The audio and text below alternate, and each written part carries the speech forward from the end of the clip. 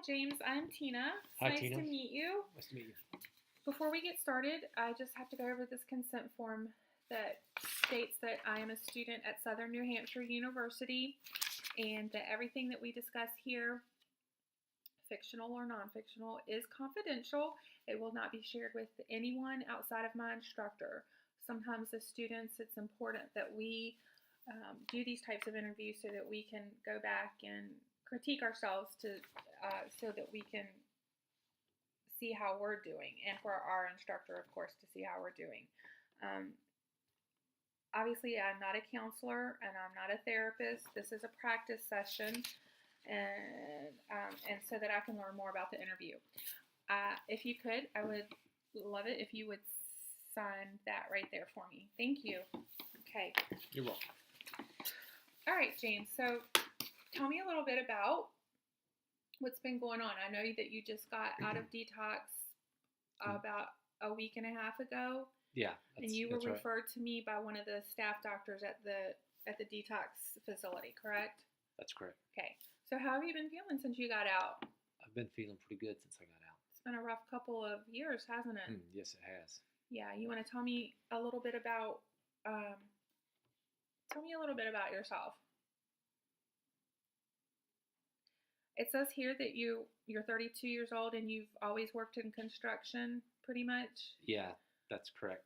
Okay. And then I had an accident and I got hurt at work. Okay. And that's kind of when things started going downward. Okay. And you're not married? No, I'm not. But you have a 7-year-old son. That's correct. What kind of relationship do you have with your son's mother? In the past, it has been great. And then it got a little rocky when I started going downward. But since I've gotten out of detox, we've talked and we've got a plan to try and repair that situation. So tell me a little bit about what you've been doing since you've gotten out. I know it hasn't been a long time, but it's important that you stay busy and focused. So tell me a little bit about what you've been doing since you got out of rehab. Right. Yes,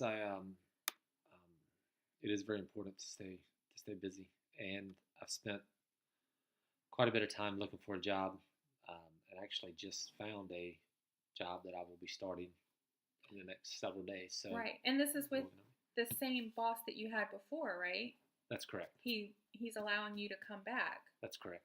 That's a really good thing that he's trusting you and entrusting you to take back on your position. Yes, it is, because he didn't have to do this. No. So. You're really lucky to be given that chance. So what are some of the biggest obstacles that you have found so far? I know it hasn't been a long time, but what are some of the things that you find triggers, things that are hard for you? So, to keep you straight, so to speak.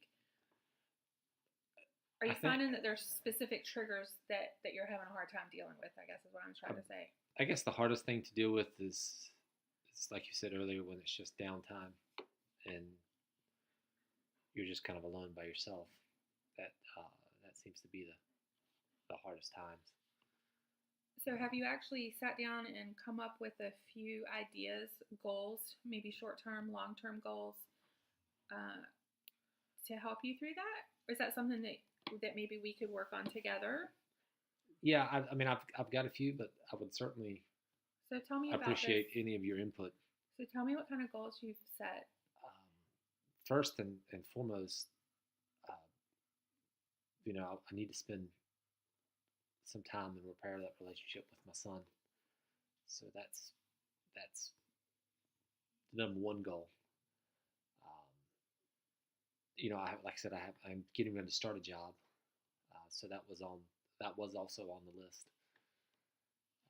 I also need to repair the relationship with my parents. We've had a very good relationship in the past, and then it got a little rough with the things that I was going through. Right. And as far as trying to make sure that I stay clean, Hmm. I have joined a 12-step program. Good. That was going to be my next question. Yeah, yeah, How do you it's like that? I do. I enjoy it. I enjoy the meetings and the people that are there, and we all seem to be just a little bit alike. And And it's good to be around people that have experienced what you've experienced. And right. And you started the 12-step program while you were in detox. A lot of times they'll do that. Are you yeah, still with that same group or have you found a different group? no, I found a different group, Okay. just for transportation needs and things of that nature. Hmm. Um, but this is a great group, and I really enjoy going. And my sponsor's a wonderful person, and I'm Good. pretty sure I can count on that. I'm pretty confident I can count on him to help me out. And I have also I went to church this past Sunday, and that's also on my goals to help me stay clean if I can It go sounds to like you're church on a really regular keeping basis. yourself busy, which is very important. As you know, you said that in the beginning, and it's true. You need to keep yourself busy and occupied with, and surrounding yourself with people who are not drug users or drinkers, Right. just to help keep your thoughts in the direction that you want to go. Hmm. Um, so, have you talked to? How much have you talked to your son about what's been going on? I mean, he's kind of young, but they're very perceptive. How much have you talked to him? He doesn't know all of the details. He does know some. Mm-hmm. Um, he knows that I did have some trouble, but he doesn't. I don't. He doesn't know the severity of Right, of the problem, right, and that's okay. But we are. I'm definitely trying to spend more time with him. I want that goal to spend more time with him, but I also have to repair the relationship with his mom too, because I right, need her to trust me. right. So it says here in your report that you that at your worst time, your ex girlfriend Lisa is her name, right? Correct. She stopped bringing your son over because she Right. did not trust you. Right. But Right. then That's true. again, you didn't want him to be around you either. You were able to recognize that you were in trouble. That's right. That's right. And that's So, good that that you weren't so far that you were able to recognize when you needed help because it was your idea to go to a detox program, right? that's right. That's right. So you had what happened that brought you to that realization? Well, I guess I just realized that I was out of control, and then not being able to see my son, You had problems and then with your parents, problem and you with were the just parents. It was just a lot of bad well. That things says a going on. lot So about your personality and a lot about your um, that you're a pretty tough person, and that you were able to see that in yourself, and you should applaud yourself for that. That's a lot of people don't have that foresight to say that they need help. So when you're starting to feel vulnerable, and I know it hasn't been a lot of time, things always look really nice when you first got out of detox, but there's down the road there's going to be times where you're going to feel vulnerable. Have you set a goal or have a plan in place that you can go to when you start to feel down or right. vulnerable? Do you? Yeah, no, I do, and I've talked with this about my sponsor. Talked to this with my sponsor, and like I said, he's a really good guy, and that's a person that I will be able to rely on and call Good. when those times are rough. I also talk with the pastor of church, and he's very welcoming, and he's also offered the Good. same type of help. So, and I plan on as time goes on fixing the relationship with my parents. because I know they'll be open to helping also. So you've talked in depth with your mom and dad, and they know They know the plans. They know the plans. Yeah, they know know the plans. they know everything that's been going on. Correct. You've been pretty open with them. That's good. So I know that you want to have a better, closer relationship with your son from here on out, and that you are working. That you have an open communication relationship with his mother. So how are visitation rights going? How is that? How are you going to be able to handle that? Right now, we are doing 1 day a week, and he is not spending the night at this point in time. Is that your decision, or is that the mother's decision? It was a joint decision. Joint decision. Okay. And I know that's going to take some time. So right now we're doing 1 day a week, and we talked about after 1 day a week we'll try to get 2 days a week on the weekends. And so did Lisa ever have to bring in an attorney, her lawyer, with this situation? Are the courts involved at all? The courts are not involved at this point in time. Good. I mean, neither one of us have pursued that. So how are you handling when you go out and you're having to go by places like maybe where you bought your drugs? Mm-hmm. I know you were upset. You were able to get prescriptions from your doctor for a period of time, but when that stopped, you became desperate. So how do you handle going out, passing by these old, the neighborhoods or whatever? How are you handling that? That's, brings back triggers.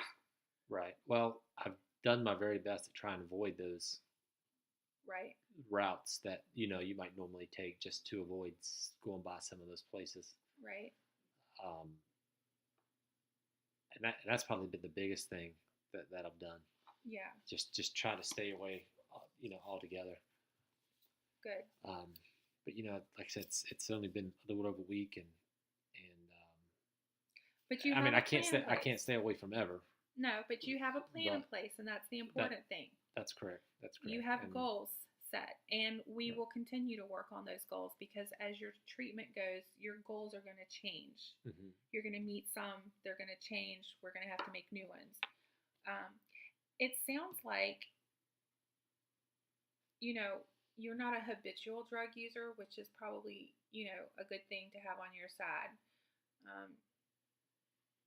Your job now is to stay clean and not fall into that pattern of becoming a habitual drug user. Mm-hmm.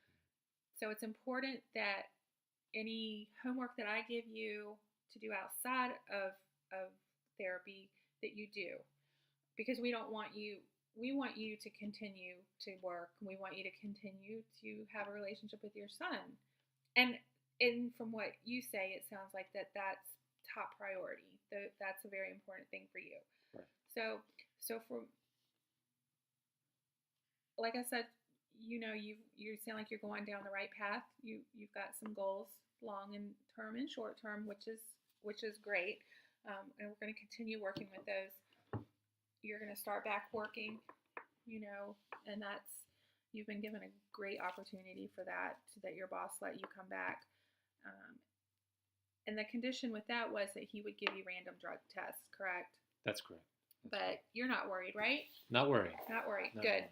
Yeah. Okay, so it sounds like you're doing great. Right now, I want you to continue with your 12-step program. Call your sponsor. They don't care, day or night, anytime. You call that sponsor. I want to see you again in a week.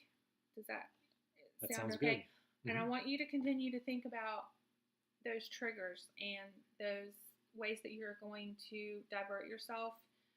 Think about those positive things. Think about your son, and the end goal that you want to accomplish and how you want to get there. And if you feel like it, writing them down in a journal is a great way to have them be achieved. They say when you write down your goals, that they're more likely to come to fruition. So I'll see you back next week. Okay. It was really great to meet you, James, and you should be very proud of yourself. You're doing a great job. Okay. Sounds good, Tina. Thank you very much. All right, bye-bye.